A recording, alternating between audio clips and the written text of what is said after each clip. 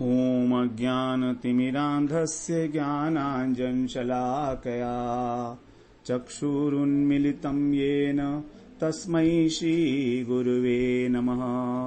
वन्देऽहं श्रीगुरो श्रीयुतपदकमलं श्रीगुरून् वैष्णवांश्च श्रीरूपं साग्रजातं सहगण रघुनाथान्वितं तं सजीवं साद्वैतं सावधूतं परिजन सहितं कृष्ण चैतन्य देवं श्रीराधा कृष्ण पादान् सहगण ललिता श्री विशाखान्वितांश तमादिदेवं करुणानिधानं तमालवर्णं सुहितावतारम् अपार संसार समुद्र सेतुं भजामहे भागवत स्वरूपम्। हे देव हे दैत हे भुवनैक बंधो हे कृष्ण हे चपल हे करुणैक सिंधो हे नाथ हे रमण हे नयनाभिराम हा हा कदानुभवितासि पदं दृशोर्मे। श्री कृष्ण चैतन्य प्रभो नित्यानंद श्री अद्वैत गदाधर शिवसदि गौरभक्त वृंद। हरे कृष्णा कृष्णा कृष्णा हरे हरे हरे राम राम राम हरे हरे। हरे कृष्णा। सर्वप्रथम मैं अपने गुरुपाद पद्म ओम विष्णुपाद अष्टोत्तर शत श्री श्रीमद् भक्ति वेदांत माधव गोस्वामी महाराज के चरण कमलों में अनंत कोटि दंडवत प्रणाम ज्ञापन करता हूं। हम लोग श्रीमद् भागवत पुराण में तृतीय स्कंध का श्रवण कर रहे हैं। तृतीय स्कंध में सर्ग लीला है, जिसमें हमारा प्रथम प्रकरण है सात्विक सृष्टि प्रकरण। इस सात्विक सृष्टि प्रकरण में 9 अध्याय हैं। इसमें से पहला जो 4 अध्याय हैं वो है विदुर उद्धव संवाद के विषय में। विदुर जी ने जब धृतराष्ट्र को समझाया कि ये जो दुर्योधन है आप इसको त्याग कर दो, क्योंकि ये एक कली का स्वरूप है, पाप ही आपके घर में पैदा हुआ है, तो दुर्योधन को बहुत क्रोध आया और वहां पर भरी सभा में उसने तिरस्कार किया विदुर जी का। विदुर जी तिरस्कृत होके, और जब धृतराष्ट्र भी कुछ नहीं बोले देखते सुनते हुए भी, तो उन्होंने अपना धनुष बाण जो है वो राजसभा के द्वार पर रखकर और तीर्थ यात्रा के लिए निकल पड़े। वहीं से तीर्थ यात्रा में उन्होंने अनेक तीर्थों का दर्शन किया। प्रभास क्षेत्र में जब पहुंचे तो उन्होंने सुना इस प्रकार की युधिष्ठिर महाराज अब अखंड राज्य कर रहे हैं हस्तिनापुर में, और कौरव जो हैं उनका सबका विनाश हो गया है, आपस में लड़कर जो हैं सब नष्ट हो गए हैं। इस प्रकार से तो फिर आगे वो वहां से दर्शन करते हुए यमुना जी पहुंचे। वहां पर उन्होंने उद्धव जी का दर्शन किया।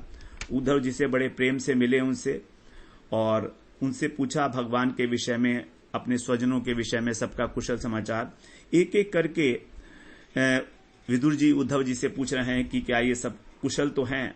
सबसे पहले कृष्ण और बलराम की कुशलता के विषय में पूछा, उसके बाद उनके जो पिताजी हैं वसुदेव जी के विषय में, फिर कुंती के विषय में, तो सबके बारे में, पुत्रों के विषय में, प्रद्युम्न अनिरुद्ध इत्यादि सारे प्रश्न पूछने के बाद फिर उन्होंने कहा कि आप जो है भगवान जो जन्म लेते हैं, तो यद्यपि वो अजन्मा हैं तो भी वो जन्म लेते हैं दुष्टों को नाश के लिए, इसलिए आप मुझे उन कृष्ण की जिन्होंने यदुकुल में अवतार लिया है उनकी आप मुझे कीर्ति का गान श्रवण कराइए।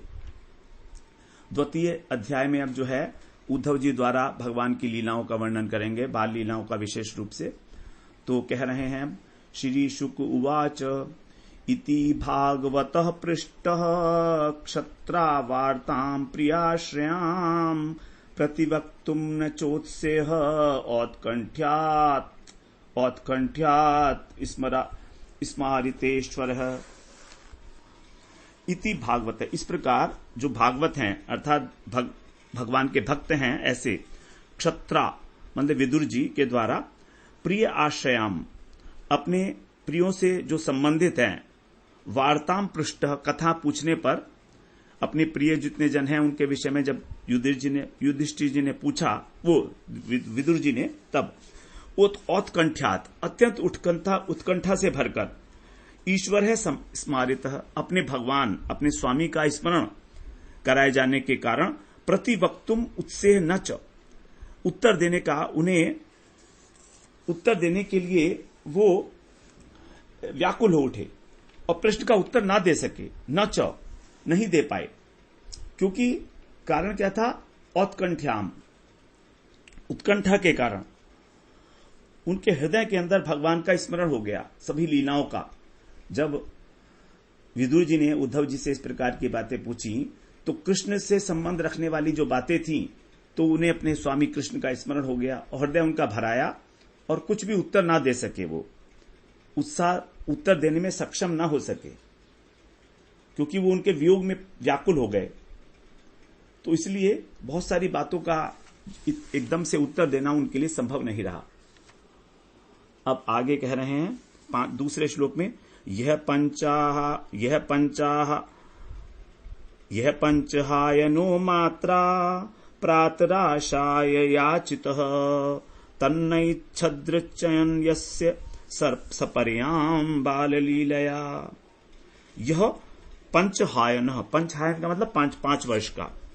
तो जो 5 वर्ष के थे जब उद्धव जी केवल 5 वर्ष के थे, तब यस्य सपर्याम मतलब पूजा करना, तो उनकी, यस्य माने जिनकी पूजा करने के लिए खेल खेल में रचयन मतलब खेल बनाते थे, खेलते हुए मात्रा प्रातराशाय याचित है। जब उनकी माता, प्रातराशा का मतलब होता है कलेव करना, ब्रेकफास्ट जो होता है, तो ब्रेकफास्ट करने के लिए जब याचित है माने उनको बुलाती थी, तो तत् नैच्छन, उनकी इच्छा भी नहीं होती थी वहां जाने की।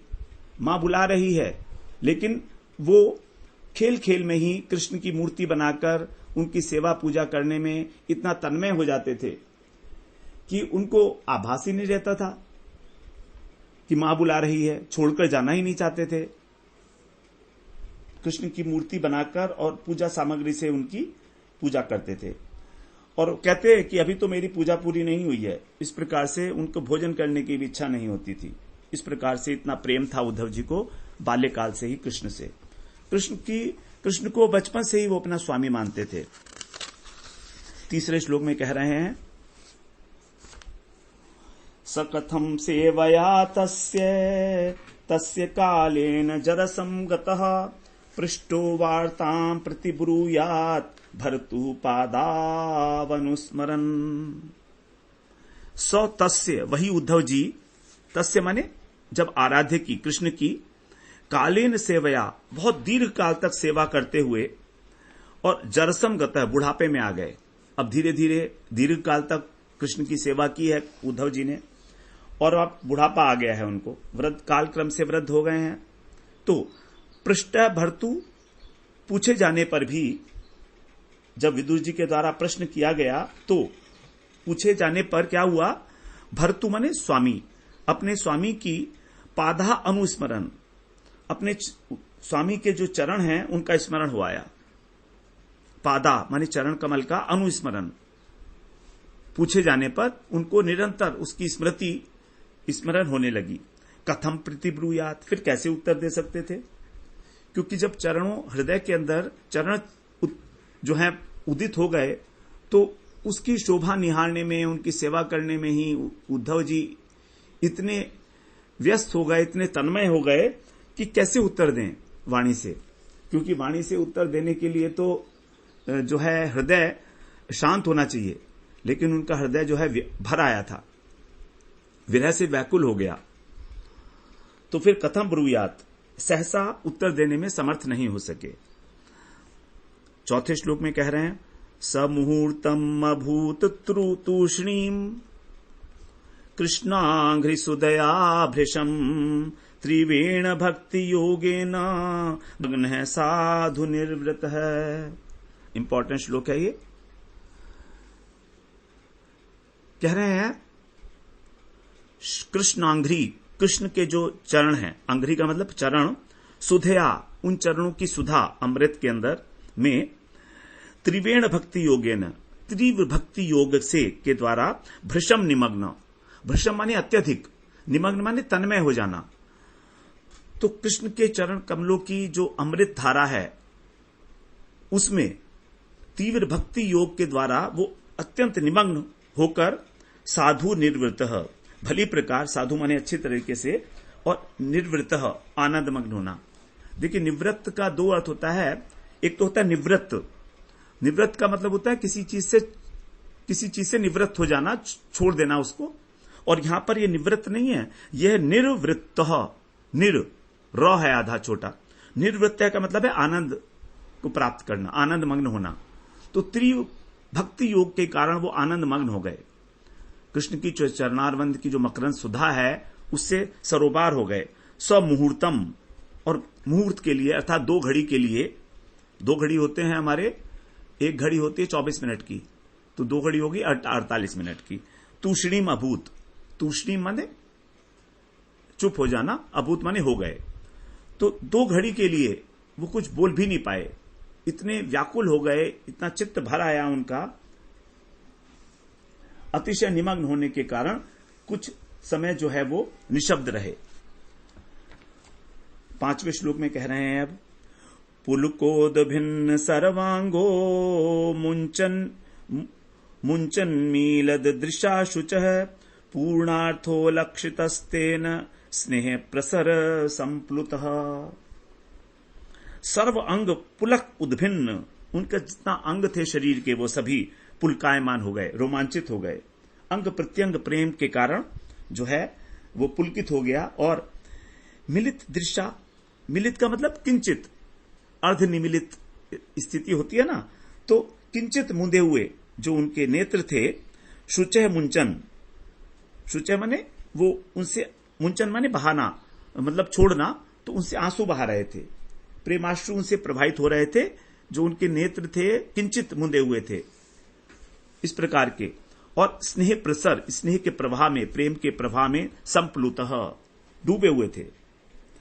तेन पूर्ण अर्थ लक्षितः, इससे इस सबको देखकर जब विदुर जी ने उनकी इस प्रकार की कंडीशन देखी तो विदुर जी समझ गए क्या है कि पूर्ण अर्थ लक्षित, लक्षित मतलब समझ लिया, विदुर जी ने लक्ष्य कर लिया, लक्ष्य कर लिया इस बात को कि ये पूर्ण अर्थ, पूर्णार्थ हो गए हैं, अर्थात अपने जीवन में कृतकृत्य हो गए हैं, अर्थात कृष्ण की इनके ऊपर परिपूर्ण कृपा है, भगवत भाव को प्राप्त कर चुके हैं। इतना जब देखा इस प्रकार से प्रेम प्रवाह में डूबे हुए उनको, तो वो समझ गए कि ये पूर्णार्थों, पूर्णार्थों का मतलब है कि पूर्ण अर्थ, अर्थात इनको सब कुछ प्राप्त हो गया है जो प्राप्त होने के ही योग्य है। बात नहीं निकली, कृष्ण के स्मरण सिंधु में डूब गए, इस प्रकार का अमृत हुआ। अब 6ठे श्लोक में कह रहे हैं कैसे उस स्थिति से बाहर निकलते हैं उद्धव जी, बड़ी अच्छी बात है, बड़ा सुंदर है। शनकैर भगवल्लोकान निलोकन पुनरागतः विमृज्य नेत्रे विदुरम प्रत्याहोद्धव उत्स्मयन। शनकई माने धीरे धीरे, भगवत लोकात, भगवान के लोक से, अर्थात उस भाव समुद्र में जो डूबे हुए थे वे, उस लीलामय भगवान के धाम से वो पुनः निर्लोकम, इस मनुष्य लोक में फिर से आगतः आए हुए ऐसे उद्धव नेत्रम विमृज्य, अपने नेत्रों को पहुंचकर उत्स्मयन, विस्मित होकर, उनको लग रहा है क्या हो गया, कहां पर भगवान की इतनी सारी लीलाएं देखी उन्होंने भाव, अपने भाव राज्य के अंदर, तो सारे लीलाओं के कारण एकदम जो उनके स्मृति पटल पर अनेक प्रकार की लीलाएं कौंध गई थी कुछ क्षण के लिए, तो उससे वो अत्यंत विस्मित हुए थे। विदुरम प्रति आहा, विदुर जी से बोले, विदुर जी को संबोधन करके कहने लगे कि किस प्रकार से जो है लीला भगवान की स्फुरत होती है हमारे हृदय में। ये तभी है जब हम बिल्कुल लीलाओं में डूबे हों, तभी हमारे हृदय के अंदर जो है वो लीलाएं स्फुरित होती हैं कि बाह्य स्मृति ही ना रहे, बाह्य ज्ञान ही ना रहे। शनकैर भगवन लोकान लोकम, जैसे वर्तमान में व्यवहार में आए, धीरे धीरे भगवान के लोक से लौटकर, मतलब उस भाव सागर से, भाव राज्य से लौट कर आए हैं। अब कह रहे हैं उद्धव उवाच, यहां पर उद्धव उवाच नहीं है, उद्धव उवाच है। उद्धव उवाच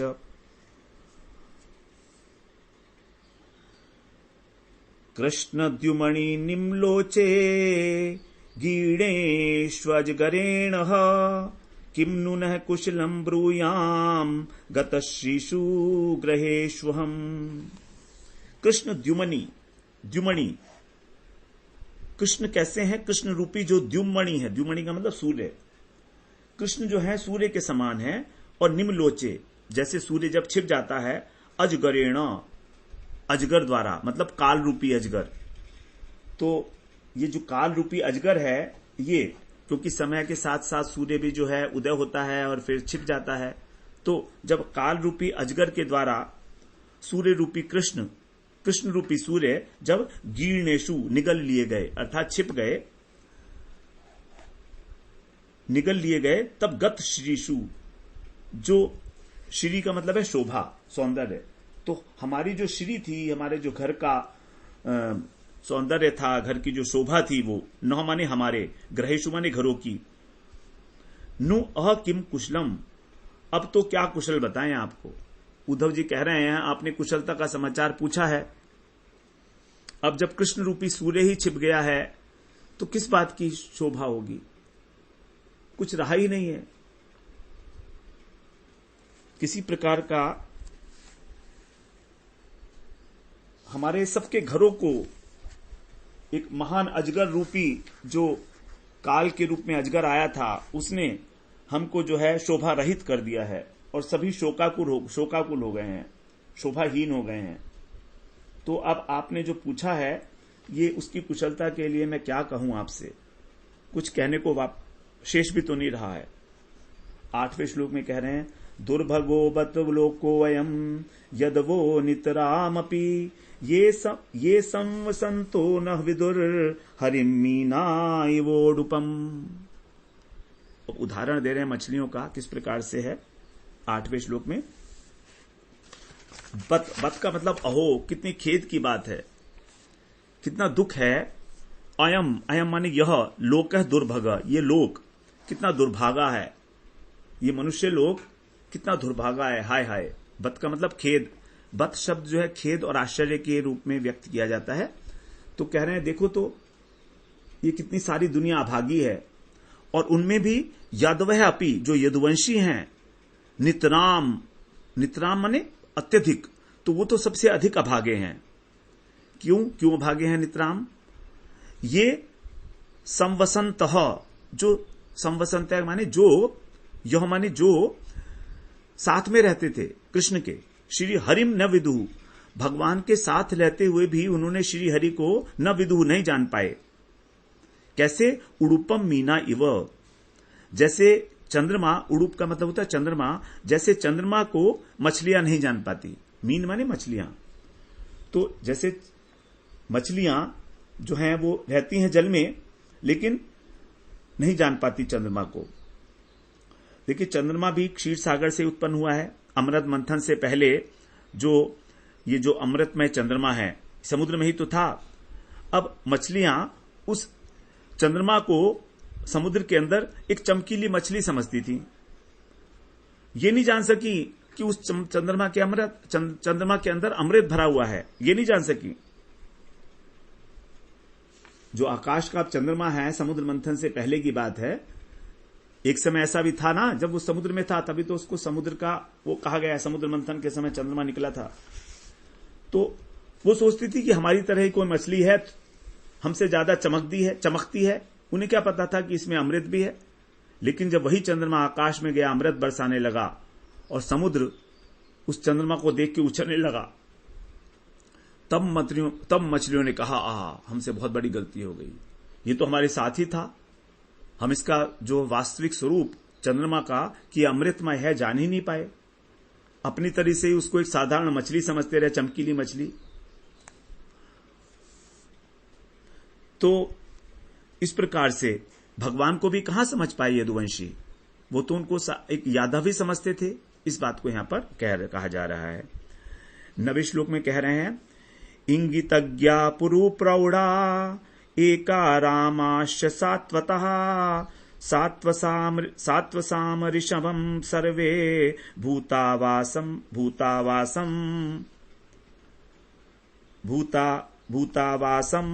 अमंसतः। सात्वता, जो सात्वत कुल के हैं अर्थात यदुवंशी के लिए कहा जा रहा है, क्योंकि यदुवंशियों में सात्वत एक उपजाति है। तो सात्वत वंशी जो यदुवंशी हैं, ये इंगिताज्ञा, संकेत समझने वाले, ज्ञा माने जानने वाले, इंगित माने संकेत, तो संकेत समझने वाले पुरु प्रौढ़ा, पुरु माने बहुत अधिक, प्रौढ़ा माने जो प्रौढ़ है अर्थात जो जानकार है, समझदार है। तो ये यादव लोग संकेत को समझने वाले थे, ऐसा नहीं है कि ये जानते नहीं थे, बड़े समझदार थे ये लोग। एक आरामा, और एक साथ भगवान के साथ क्रीड़ा भी करते थे, खेलते थे, एक ही साथ में रहते थे भगवान के साथ। अनेक प्रकार का आहार विहार शय्यासन भोजनेशु सर्वे भूत आवासम, और जो भगवान हैं वो कैसे हैं? भूत, भूत का मतलब प्राणी, तो जो प्राणी हैं उन सबके हृदय में रहने वाले हैं भगवान। तो उनको ये सात्वता माने यदुवंशियों में ऋषभम, ऋषभ का मतलब होता है श्रेष्ठ, तो ये लोग सोचते थे कि एक श्रेष्ठ अमंसत मानते थे। ये सोचते थे कि कृष्ण जो हैं, यद्यपि हैं तो ये सर्वभूतमय, भूत आवासम, सभी प्राणियों के हृदय में विराजमान है, लेकिन वो उनको एक श्रेष्ठ यादव के रूप में ही मानते थे अपनी तरह से। वो समझ नहीं पाए कि ये कौन है। यद्यपि यादव लोग सभी के मन के भावों को ताड़ने वाले थे, इंगितज्ञा, छोटी सी बात भी समझ लेते थे, लेकिन इन सर्वांतर्यामी कृष्ण को एक श्रेष्ठ यादव ही समझा। इसका कारण क्या था आगे बता रहे हैं 10वें श्लोक में। देवस्य मायया स्पृष्टा ये चान्य दशाश्रिता भ्राम्यते धीन तद वाक्यैर आत्मन्युक्तात्मनोहरौ।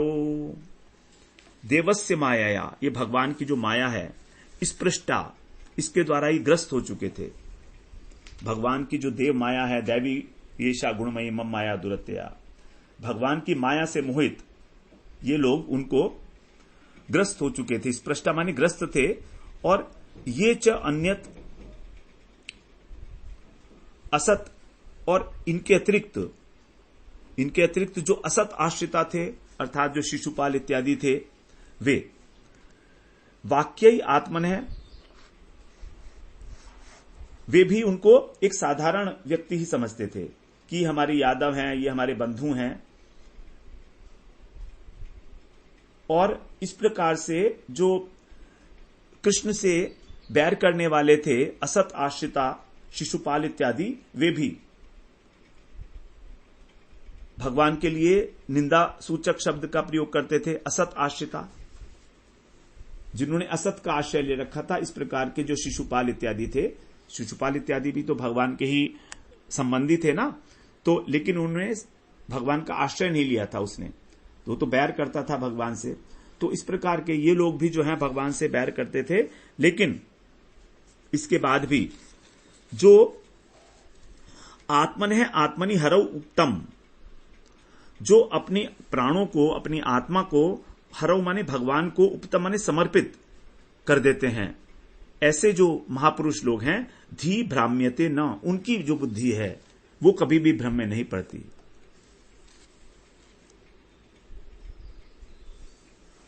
तो वो ऐसा सुनते हैं, शिशुपाल इत्यादि भगवान के लिए गलत शब्द बोल रहे हैं, असत आश्रिता हैं, लेकिन फिर भी उनके वाक्यों से, वाक्य माने वाक्यों से, किसके? शिशुपाल के। तो शिशुपाल के यदि हम वाक्य सुनेंगे, भगवान को कितनी गालियां दी हैं उन्होंने युधिष्ठिर महाराज का जो राजसूय यज्ञ था उसमें। लेकिन जिनकी बुद्धि जो है, जो भगवत प्राण है, आत्मन है आत्मनि, जिन्होंने भगवान को समर्पण किया हुआ है, वो इस प्रकार के निंदा सूचक वाक्यों से भी, असत वाक्यों से भी, और उनकी बुद्धि भ्रम में नहीं पड़ती। अर्थात वो जानते हैं, प्रतिक्षण जानते हैं कि स्वयं भगवान है।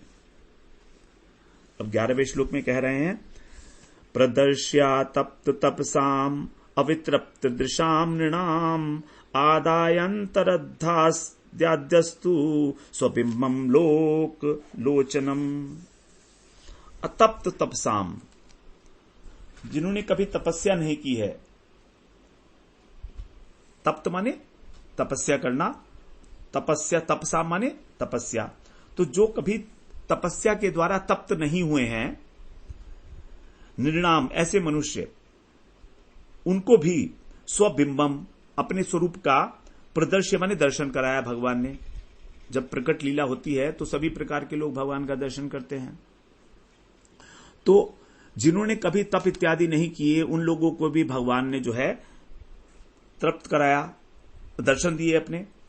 अवितृप्त दृशाम, और उनके नेत्र जो है अतृप्त रहते। तो इस प्रकार के जो लोग हैं वो भी भगवान का दर्शन करने के लिए अतृप्त, आज भी अतृप्त हैं। अब वे ही भगवान, जो भगवान कैसे थे, लोकलोचनम, जो भगवान इस जगत के नयन स्वरूप थे। अर्थात नयन स्वरूप मतलब जिसको देखने की इच्छा करे, लोकलोचनम। तो इस प्रकार के जो तपस्या ना करने वाले लोग थे, वे भी अब जो है उनके दर्शन करते थे अतृप्त नेत्रों से, अवितृप्त दृशाम। लेकिन अब ये जो है, यह तू, परंतु यह माने ये जो अंतर्धात, अब जो अंतर्धान हो गए हैं, तो उन्होंने अपने जो त्रिभुवन मोहन उनका श्री विग्रह था, उसको सबके नेत्र से छिपा लिया है और वो अंतर्ध्यान हो गए हैं, अंतर्धात। ये जितने भी हैं जो तपस्या नहीं किए, उनको भी भगवान ने अच्छी प्रकार से अपना दर्शन कराया और उनकी दर्शन लालसा को तृप्त नहीं किया और अपने श्री विग्रह को छिपाकर अंतर्ध्यान हो गए। इस प्रकार से ऐसा लग रहा है कि मानो भगवान ने उनसे उनके नेत्र ही छीन लिए। अब नेत्रों का जो फल है वो तो रहा नहीं ना, क्योंकि भगवान नहीं रहे, तो उनके नेत्र अतृप्त रहे भगवान का दर्शन करके भी। अब 12वें श्लोक में कह रहे हैं, बड़ा सुंदर वर्णन है यहां पर। 12वां श्लोक इंपॉर्टेंट है हमारा। यन्मति लीलौपैकम स्वयोग माया बलम दर्शयता गृहीतम विस्मापनम स्वस्य च सौभगर्दे परम पदम भूषण भूषणांगम। स्वमाया बलम, अपनी योग माया से की शक्ति से के द्वारा दर्शयता माने दिखाते हुए, जो जिन्होंने यत मर्त्य लीला उपैकम, जो मर्त्य लीला के अर्थात मनुष्य लीला के उपयोगी जो रूप था उसको ग्रहीतम, ग्रहण किया था। भगवान का जो ललित त्रिभंग रूप है, जिसकी भीष्म पितामह ने भी स्तुति की है, भगवान का जो ललित त्रिभंग मंदहास युक्त जो स्वरूप है उसका, तो उस स्वरूप को, अत्यंत सुंदर स्वरूप को भगवान ने धारण किया था अपनी योग माया की शक्ति के लिए। क्यों? क्योंकि उस प्रकार का योग रूप इस मर्त्य लीला के लिए उपयोगी था, लोगों को आकृष्ट करने के लिए, भक्तों को आकृष्ट करने के लिए। वो कैसा था रूप? सौभ गर्दे, अर्थात सौभाग्य का और सुंदरता का, दोनों का ही वो भंडार था।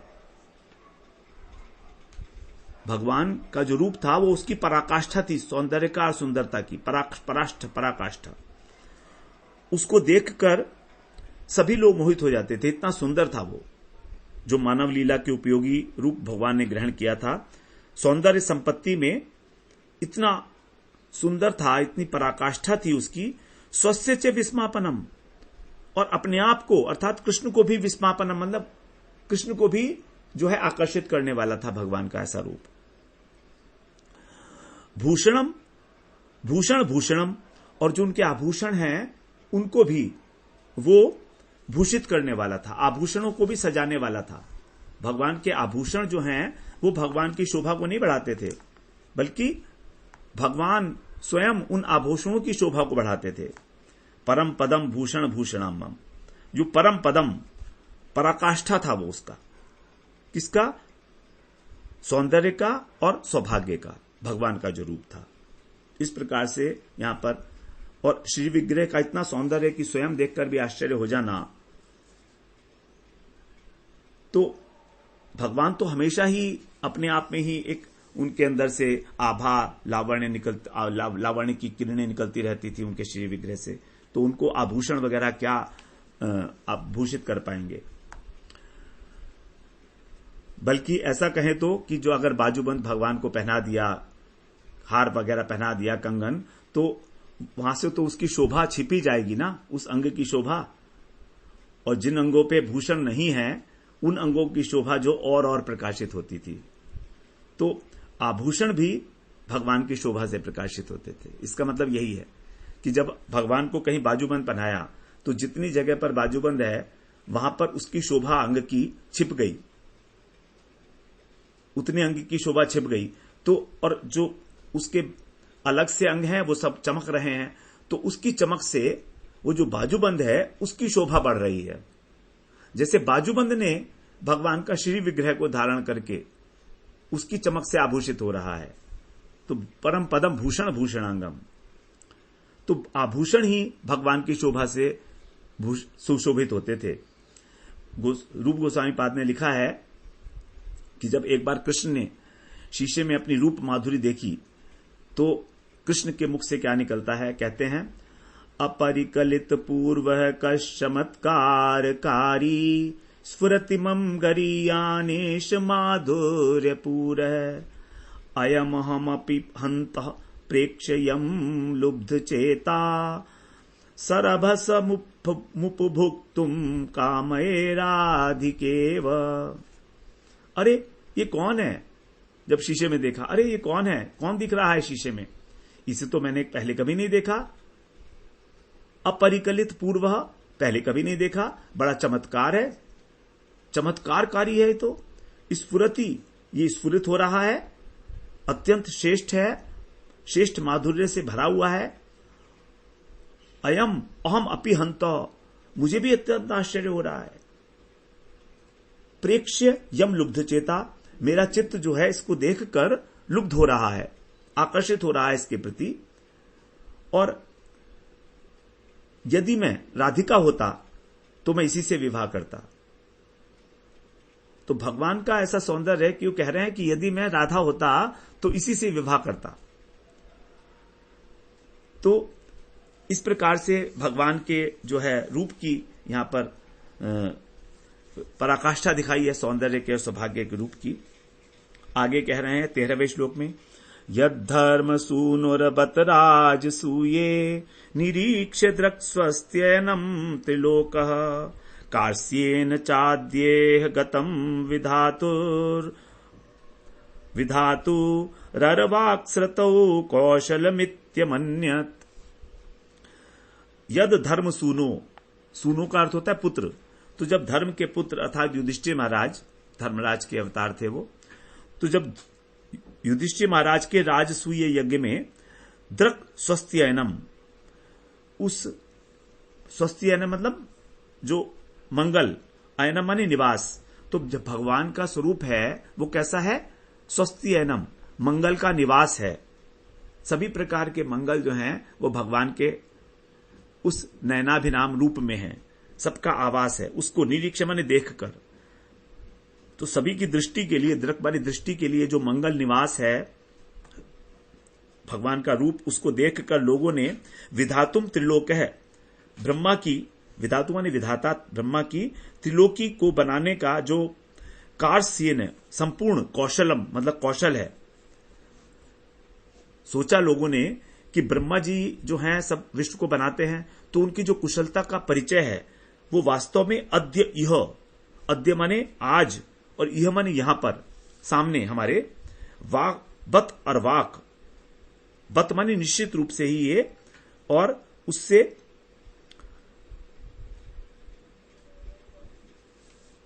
जो उसका उनका जो कौशल है मानव रचना का, जितनी चतुराई है वो सब इसी रूप में पूरी हो गई है, ऐसा मान लिया। इति अमन्यत, इस प्रकार से मानते थे वो लोग। राजसूय यज्ञ के अंदर जब भगवान के उस नैनों के आनंद देने वाले रूप को देखा तो प्राणी सबने जिसने देखा वो ये सोचने लगे इस सृष्टि के विषय में कि विधाता की जितनी भी कुशलता थी, निपुणता थी अनेक अनेक प्रकार के सुंदर रूप बनाने में, वो सभी इसी मूर्ति को बनाने में समाप्त हो गई है, मतलब पूर्णता को प्राप्त हो गई है। बत अरवाक, मतलब सभी के रूप जो है वो इससे नीचे हो गए हैं, सब छोटे हो गए हैं। अब ये जो है पराकाष्ठा पर आ गया है। 14वें श्लोक में कह रहे हैं, यस्यानुराग प्लुतहास रास लीलावलोक प्रतिलब्ध माना ब्रज स्त्रियो द्रगभिरनुप्रवर्त धियोवतस्तु किल कृत्य शेषा। अनुराग हास, अनुराग हास मतलब जिनकी प्रेम पूर्ण जो उनका हास्य है, अनुराग से पूर्ण जिनका हास्य है, वो ऐसे उस लीला में भगवान अवलोक माने चितवन से, या जो प्रतिलब्ध जो उनको सम्मान प्राप्त हुआ है, माना प्रतिलब्ध माना मतलब सम्मान प्राप्त हुआ है, ऐसी ब्रज स्त्रियां, और दीर्घ भी माने आंखों के, धिय अनुप्रवर्त, धी माने बुद्धि, बुद्धि भी जब उधर लग गई तो किल कृत्य मतलब जो कर्म करना चाहिए था उनको, शेषा माने अधूरा छोड़कर, अवतस्थु माने एक जगह पर स्थिर हो जाना। तो जब कृष्ण का जो अनुराग पूर्ण हास परिहास था, अनुराग प्लुत हास रास, और उनकी जो लीलाएं थी, आमोद प्रमोदमय जो लीलाएं थी उनकी, और लीला में उनकी जो चितवन थी, उससे सम्मानित होकर, देखिए भगवान किस प्रकार से अपने कटाक्ष के द्वारा गोपियों का सम्मान करते थे। तो इतनी अभिमानवती हो जाती थी वो कि कृष्ण जहां भी जाते वो ब्रज नमणियों के नेत्र उन्हीं की ओर लगे रहते थे, हमेशा उन्हें देखती रहती थी, निहारती रहती थी, और उनका चित्त जो है कृष्ण में आविष्ट हो जाता कि अपने घर के कार्यों को छोड़ के और अवतस्थु काठ की पुतली के भांति खड़े रह जाती थी। कृत्य शेषा, अपना जो घर का काम है उसको छोड़ देती थी, अधूरा रह जाता था वो घर का काम। इस प्रकार से भगवान की शोभा जो है वो बताई है यहां पर। आगे कह रहे हैं 15वें श्लोक में, स्वशांत रूपे श्वितरय स्वरूपैर रभ्यद्यमानेषु अनुकंपितात्मा परावरेशो महदंश युक्तो यजोपि जातो भगवान यथाग्नि। जो परावरेशे मतलब पर और अवर मतलब चर और अचर, इस प्रकार के जो उनके स्वामी हैं, और शांत रूपेशु शांत रूप महात्मा जो हैं वे, इतने माने दूसरे जो राजसिक और तामसिक लोग हैं, वे स्वरूपई अपने स्वरूप के द्वारा जब उत्पीड़ित होते हैं, तो यहां कह रहे हैं कि जो पर और अवर के ईश हैं भगवान, और जब अपने शांत स्वरूप भक्तों को अपने ही आश्रित अशांत भगवत विमुख असुरों के द्वारा पीड़ित होता देखते हैं, पीड़ित होना मतलब अर्भ्यमानेषु, तब उनका हृदय जो है करुणा से भर जाता है, अनुकंपित, और इस प्रकार से अनुकंपा से भरकर वो जैसे काष्ठ से अग्नि उत्पन्न हो जाती है,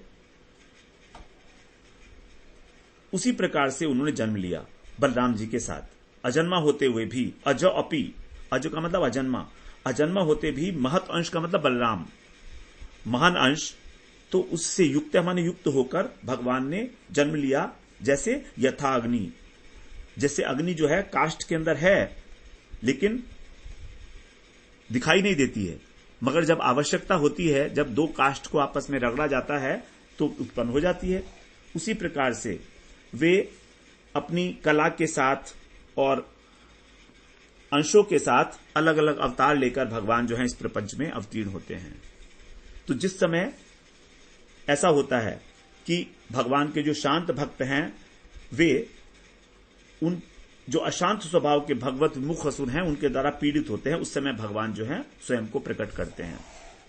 इस प्रकार से 15वां श्लोक हम लोग श्रवण किए। अगले सत्र में हम 16वें श्लोक में प्रवेश करेंगे। वांछा कल्पतरुभ्यश्च कृपा सिंधुभ्येव च पतितानां पावनेभ्यो वैष्णवेभ्यो नमो नमः।